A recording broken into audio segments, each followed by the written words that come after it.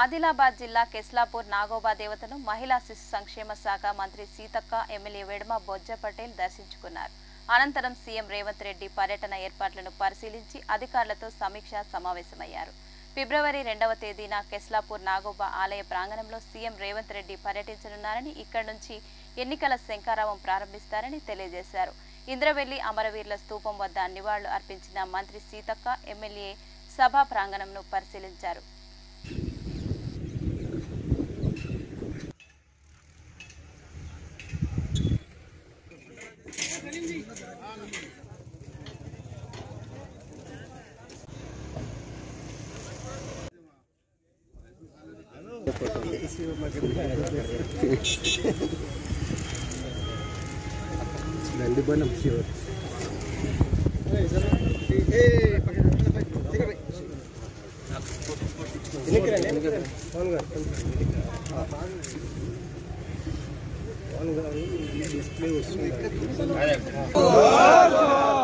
ఇంద్రవెల్లి అమరవీరులకు జై కొమరం భీం, జై కొమరం భీం.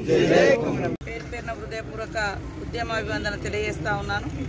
మరి ఫిబ్రవరి 2వ తారీఖు నాడు ఇంద్రవెల్లిలోకి మన సీఎం రేవంత్ రెడ్డి గారు 2 గంటలకు వస్తున్న సందర్భంగా ఇక్కడ భారీ బహిరంగ సభను కూడా ఏర్పాటు చేస్తున్నటువంటి విషయంలో మేము ఈరోజు ఇక్కడికి సందర్శించి జనం ఏర్పాట్లను పరిశీలించడానికి ఇక్కడికి రావడం జరిగింది. ఎమ్మెల్సీ ఇస్తే మీరు ఒకసారి అర్థం చేసుకోండి.